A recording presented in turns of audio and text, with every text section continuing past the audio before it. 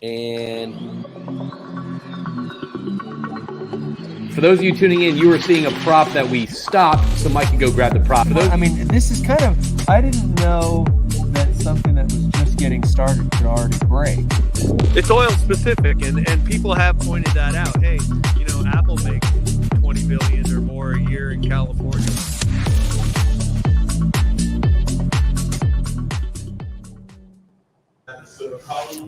And good morning, everyone out there listening to this special Energy Facts Chats where Mike and I are on the road right now. I'm actually recording this very awkwardly at the Denver airport. You know, I don't like doing this in public, Mike. I really don't. But you know what? Energy chats call for it. Okay. Yeah. It's like I kind of feel like, you know, like one of those cats that has their phone in front of it instead I got my huge laptop. But anyway, Mike, there's a lot going on today. Where are you going right now? I'm on the road. I'm heading to our lease. We're going to meet our biologists out there. We're going to do some survey. We had a fire a couple of weeks ago run across portions of the lease. So we're going to see what's affected. We're going to see what's going on. And then I've got a bunch of meetings in Bakersfield. So I am in front of well, you can't see the Six Flags sign, but I'm in Valencia right now. So we're both on the road. Yeah. Hey, y'all, and for everyone tuning in right now, obviously, thank you for tuning in. But honestly, go check out our YouTube channel. We're really pushing that right now because that's where you get the alerts when we go live. Mike and I are holding true to our promise that we made at the beginning of the week to have these every single day. Quick fact checks, but you know what? Last night was kind of a little light news thing. Mike, we got a lot of stuff going on, man. If you don't mind, let's hop into this. Let me pull up the headlines for today on September 14th. Look at that! Did you already put a little collage together? Wow, yeah, bro. You do it all, bro. I love it. I don't do it all. The energy environment does it all for us. Hey, man. I'll tell you what. Let's start off. Let's start off on the wind situation right now. Yes. Okay. So we have two wind articles to kind of point out right now. Cost crunch prompts mass rethink of U.S. offshore wind contracts, and pretty much that wind. What is it? Ørsted? Something like that. Yeah, we talked about that was that last week too? Yeah. Well, but honestly, that's why these. But here's the deal. That's why these conversations about the headlines, they tie into this story. They tie into the energy discussions. They constantly evolve. That's why it's important. So you have that. So you have Ørsted trying to get another 10% of tax credits, and they're claiming the same thing that EU's claiming up here. So on the top right, you have EU pledges to help struggling wind energy industry. And so on the EU side and on the US side, you're facing inflation. You're facing a tighter supply market when it comes to materials. You're facing increased costs, and I don't think the return is there where they're expecting. So that's why they're expecting to try to get. That's why in the U.S. they're trying to get. I think now it's going to be 40% tax credits associated with the IRA for at least 10 of their projects if they're going to continue. So it kind of sounds like the trains are kind of coming off the track when it comes to offshore wind development, offshore wind projects. Mike, what's your hot take? Yeah, no, and we don't have the headline up here, but also in the Wall Street Journal was an article about the BP CEO leaving, Looney, who we talked about yesterday, but a follow-up article today that talks about BP is also, their investors are struggling with the fact that they went into wind and solar and that's not profitable. And now BP is lagging behind its oil and gas peers in terms of earnings and stock performance. Well, what's interesting, here's the article you sent. I have time to put it up. It said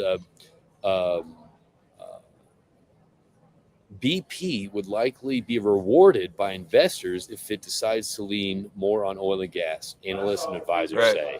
So it would operate the way a business should. Right. If they make more money, the investors will be happier. Yeah. And just to finish up on the wind discussion, I had a conversation with a buddy of mine who works at one of the largest utility companies in the state of California. I won't say who, but in the technology realm. And we were talking yesterday. I saw him at soccer practice and for our kiddos. And I said, isn't this amazing what we're seeing in wind? He just came from Renewable Energy Plus, which happened in Las Vegas Monday through Wednesday this week. And he's like, I was talking to some folks about the East Coast stuff. And he said, and I said, what about California going for 25 gigawatts of offshore wind? And we're talking deep ocean and Pacific Ocean, not shallow shelf and Atlantic. He's like, yeah. And you know what's crazy? I was talking to buddies that know wind, and the blades on the wind turbines now are measured not in feet, but in yards, hundreds of yards per blade. And he said, to put that in perspective, the earlier, more onshore traditional wind turbines could generate 2 to 3 megawatts of electricity. Now they're talking 15, 16 megawatts. But then you think about this in California, where we're seeing these articles in the Wall Street Journal all over the place saying wind is not profitable as it is. California, you're talking about 2,000 feet of ocean that you have to tether floating wind turbines on. So imagine trying to float a turbine on top of 2,000 feet of water, and the blades themselves are hundreds of yards long. I mean, how do you engineer something to balance on the water like that? And I mean, the floating offshore rigs, I mean, that's something that I've experienced and all stuff like that. Stuff is fascinating, right? You got the DP3 stuff out there, you got the tethered stuff out there. I think it's extremely fascinating. But yeah, I'm thinking about that, these huge blades. I mean, how will it save? That's gonna be an engineering a feat, so that's gonna be pretty interesting to watch. But let me ask you a question: to put the 25 megawatts into perspective, or gigawatts, whatever that is, how much in California that's being proposed right now? Before we get back to the headlines, how much is currently being produced right now, I guess, in the New England? What's going on with it? In traditional wind? Yeah, New England, because wasn't it like 10 or something? Was it like 15 or 20? New England. I don't know like offshore. 20? I know there's been some projects canceled. I know the Biden administration wants 30 gigawatts, and I'm not clear if that's the federal stuff they're talking on the East Coast combined with California. It seems to me it'd be separate, because California is calling for an equal amount. Yeah, 25 gigawatt almost. So pretty much a doubling of offshore wind energy capabilities. Doubling. Yeah, and a 4x for California and what we have onshore. I think we have like 6 gigawatt onshore installed, traditional wind. So you're talking 4 times that amount in deep ocean. Hey, I kind of want to talk about this. Actually, hey, look, it ties into the adoption of the energy bill in the upper right a little bit, because that energy bill in California is supported by Governor Newsom. It calls for the offshore wind development. It actually calls for the state itself to procure clean energy supplies itself. So state-sponsored clean energy supplies. The state can back these projects and buy the power and then sell them to the PUC, the Public Utility Commission. And this particular article was in the San Diego Union Tribune about one of the projects within this bill will be a pumped hydro facility, which will be a 500 megawatt pumped hydro facility that has an upper and lower reservoir. So the concept is, when you have very cheap photovoltaic power during the daytime, that pumped hydro facility will pump it up to the higher level reservoir on the cheap power provided, and then at nighttime or at peak, when you don't have cheap power, it will drop down to the lower reservoir and generate 500 megawatts. That's pretty interesting. Yeah, it's really interesting. We need pumped hydro. The bill also calls for an expansion of geothermal. It talks about the Imperial Valley, which is East County, San Diego. But also, to put this in perspective, California needs at least 50 to 60 gigawatts of long duration energy storage projects. So this is a bill that has some offshore wind wrapped into it, which is not storage. That's just power onto the market. But 500 megawatt pumped hydro, you effectively need 120 of those facilities if you were to meet the 60 gigawatts. So one bill is not going to get us anywhere near where we need to be. And these bills are typically passed to get through some of the permitting delays. It takes a tremendous amount of time.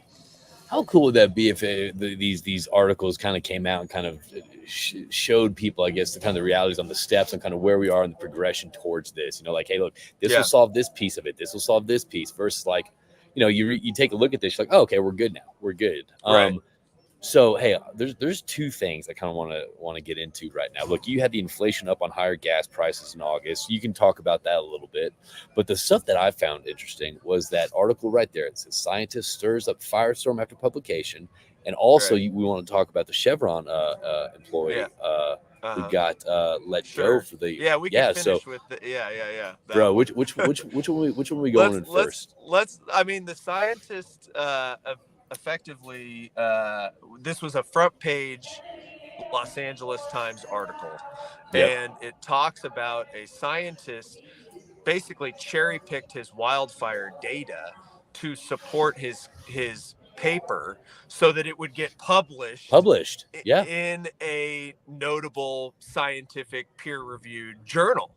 And this whole article, it says, well, the conservatives and climate change activists, or whatever they called them, seized upon it. And this is exactly why we started Californians for Energy and Science, because this is not Energy Fact Check. This is not a one-off scenario where scientists are picking their data in their models based on what will support a predetermined outcome, which in the research world is called confirmation bias. You're confirming your bias, or you're confirming what the result needs to be according to, in this case, someone that has selfish motivations just to get his paper published. And it's really it's disturbing. Fascinating to see this surfacing on the front page of the LA Times. Well, first off, that is fascinating, but I mean, there's so many different levels of, I guess, implication what this kind of means. Okay, like if, for example, these studies, everything's going out, all this it's driving perception, it's driving opinion. And look, that's fine. Everyone has their own opinion. I totally get that. You know what I mean? However, whenever you're finding, there was something very interesting in the beginning of the article. It's like when it comes to what did it say? I'm sorry. No, go ahead and read it. This was such an interesting opening to an article. Ready? Yeah. For climate change deniers, it was confirmation of a long-held suspicion. Scientists cannot be trusted. Like, so pretty much what you have was kind of frustrating. So the public opinion, all this. Here's the deal. There's a lot of decisions and a lot of money that's being spent. There's a lot of government, federal money that's coming out of taxpayers based on these articles that are swaying decisions, swaying this. So here's the deal. If I'm investing my entire family's life savings into this corner spot that I think would have the best Tex-Mex out there, all the studies for the contractors, like, oh yeah, people here love fajitas. They love, whatever. They love, Tex-Mex. Oh, bring the fajitas on, all that stuff. However, they only did research for a short period of time when it was Fajita Fest. You know what I mean? Right. I'm spending all my money towards this. So here's the deal. So if you can cherry pick stuff like that and kind of drive a narrative which drives spending, which drives, again, this increased, taxes, the flies even wants a piece of this conversation right now. So, but that's the thing. So the fact that, number one, that this is probably, again, I'm going to throw this is probably happening a lot to get published. It's probably happening a lot to kind of get your name out there, to get published and all this stuff. However, it drives spending. It drives the funding of projects that maybe not. It drives this whole these energy discussions where it's not pragmatic. It's frustrating. It's upsetting. Absolutely, and it's a great segue to the last article we talk about. But it also drives policy. And that is the critical part, because what you have is the scientists, in this case, blaming climate change and cherry picking for wildfires. But they do the same thing, for example, for oil and gas in California, where these studies come out. They say, 68% of people in Kern County are, Hispanic and suffering from asthma, lung issues because of the oil and gas industry. And they don't account for the fact that, 68% of the whole Kern County probably lives within a certain distance from oil and gas wells because they're everywhere. And then you don't account for the fact that, the air monitoring devices that some of these studies are using are happen to be positioned all along the Interstate 5 freeway, where you have particulate matter, cars, diesel, everything affecting the homes, and there's not a critical study to peer review it. When you think these things are peer reviewed, you need to have data within the field, and that's what we're learning with our initial studies. Is we're putting air monitoring within the fields, and we're finding nothing. And so on the flip side of this, what can also happen is state agencies, federal agencies can perform studies, and if they don't support the policy narrative, a lot of times those studies disappear. They don't get published in the LA Times. They don't get published in the Wall Street Journal. They just go into the drawer of somebody's desk. So as a scientist, if I want to make a living, if I want to make a name for myself and all that stuff, I probably should. It probably motivates me to kind of cherry pick my data, to kind of get published, to get my name out there, to get. I mean, it's kind of it's interesting to times. Get grant money to your department for future studies. 100%. Yep. So it happens all the time. So that's another thing. Energy expectations, energy realities. Look at the info that's out there. Talk about it. Don't take it for face value. Yeah. Mike, we're just getting something in. We think you want to talk about one other thing. Yes. So this was major news. We had Uduak Joe Untuk, who is the former director or supervisor of CalGEM, California Geologic Energy Management Division, oversees all oil and gas and geothermal. He filed a lawsuit against the state of California this week because he feels he was wrongfully terminated for processing permits for producers. So operators were filing permit applications through CalGEM, and he felt it was his lawful duty to issue permits because the operators had complied with everything.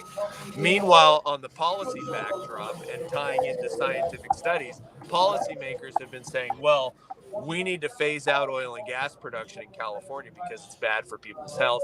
You, CalGEM, you, Supervisor Untuk, are not allowed to give people permits. And it's setting up a very interesting court battle where he's alleging that he was wrongfully terminated and not protected as a whistleblower when all he was doing was following the protocol per the letter of the law. And so there's effectively a shadow ban going on in processing permits in California. Yeah. And he felt he couldn't be complicit in that, and he was fired by the state.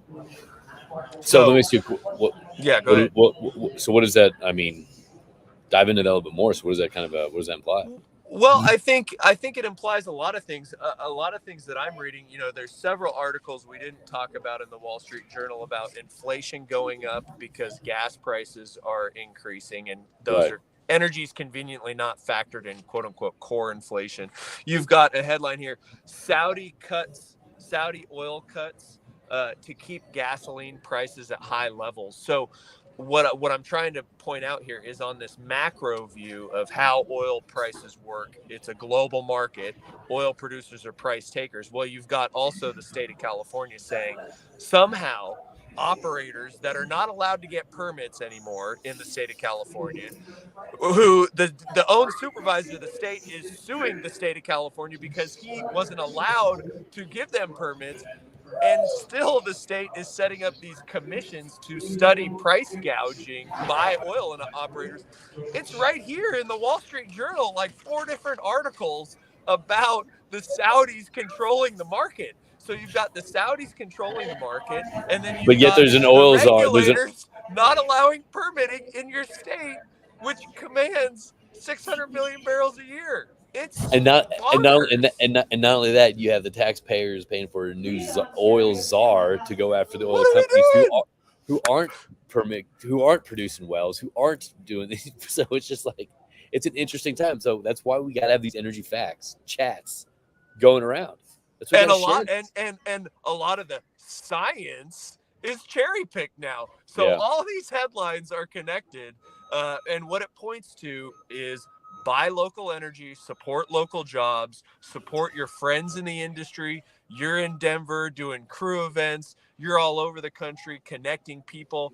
Our communities, our energy communities are the ones that are going to bring us affordable, reliable energy and the 100%. Jobs we need. And we need to see what it is. It's Saudi and the global petrostates that are our enemies. It's not the people within our communities trying to bring energy to our communities. I don't know, man. I mean, this is one of those things. Like, look, at the end of the day, and this is kind of maybe a bad analogy, but don't worry about it. I woke up early to get here to do this energy fact check. If I'm basing my diet off of scientific facts that fast food's good for me, that fast food is good for the environment, that fast food is more beneficial for my heart and all that stuff. And, then I find out the people that wrote these articles, the nutritionists that wrote these articles are kind of like working with, that's how they get published because McDonald's or Burger King or whatever kind of promotes this. And come to find out, these articles that I've based my life on, based my decisions on, based my kind of how I live my life and fuel my body is kind of bogus. I'd be pretty pissed off. I'd be pretty pissed off that I based my entire thing off of something that was kind of fabricated for me to believe. So anyway, I think that article right there is kind of more. It's like whether it's cherry picked or not. I mean, whether it doesn't matter what your side or opinion is, but it should leave you with a question of a feeling of like, is what I'm believing or what I'm discussing is it factual? Is it true? Right. Is what I'm reading the headlines true? So anyway, so it's just kind of it's an interesting point. Yep. Question everything. Do your research, and for us, we're doing our own studies. We're putting the air monitoring devices next to the wells, next to the rigs, next to Californians for Energy and Science are. Absolutely. Everywhere, awesome. Right in the field. We're not putting them next to the freeway. We're not cherry picking the data. We're putting it in the field. We're documenting it with photographs, methods, third party equipment, data that goes to the cloud. We can't touch it. We can't edit it. And real quick, and the reason you're doing that is because of decisions and regulations and stuff that has been made in California that claims one thing, that claims that this is caused from, oil and gas producing areas and all that stuff. So, however, what you're doing, you're saying, okay, well, if that's true, let's find out if that's true. So let's go to where they're saying it's causing these emissions. Let's plant all these monitors. So pretty much the reason you're doing that is because you're just kind of trying to validate what they're saying. Yeah. What's the truth? Exactly. Yeah. And give support to policymakers that are going to come under pressure as energy price. We're pushing $6 a gallon on gasoline now in California, and people come for the politicians. They know that the oil industry has been shut down. It's not the oil industry responsible for these high prices. So it's also meant to give support to policymakers that say, hey, wait a minute, these studies, let's take a second look at the ones that have already been done. And oh, by the way, there's a study that just came out that shows there's really nothing harmful coming out of these production facilities. So let's lean on that and give agencies and regulators the data that they need to support the boomerang that will happen. I think what's going to happen is I think it's going to be a hard pill to swallow and hard discussions to come out. Should these articles start coming out more where stuff's cherry picked, where this and that, I think it's going to be a tough pill to swallow. But I think these are just necessarily vitamins that we have to take. You know what I mean? Yeah. I mean, we've been basing these emotional arguments, these discussions, and these policies, all that stuff for the longest time, based on stuff that may not be accurate, may not be factual, may not fulfill what it says. Hey, this would be better for the environment if we shut down California oil production. Well, it's not better for the environment. Hey, this would be better for the environment if we do this. Well, is it better for the environment? Is it better for the economy? So these are pills that people don't have to swallow. So, Mike, unless you got anything else, I want to thank you for your time. Get back on the road, drive safe. Yeah, you too, brother. Yeah. Have a safe flight. No, I got nothing else. I think that's a good, quick, and we'll do it again tomorrow. I love it, dude. And GMC, if you're listening, you got to help out Mike and get his car back, okay? Yeah, I'm in my mom's BMW X3. I don't fit in it. It's not my style. It's not oil field style. That's so California oil field. That's so California. I call it fishbowl because she doesn't tint the windows. I'm like, who doesn't tint the windows in this thing? It's bright. Whatever. I'm blessed to have family and the ability to borrow a car because GM's been leaving me hanging for 3.5 months. So. All right. Well, hey, buddy, we'll get to the field. Be safe, and I'll see you tomorrow. And thanks everyone for tuning in Energy Facts Chats, and keep chatting the facts. That's right. Later.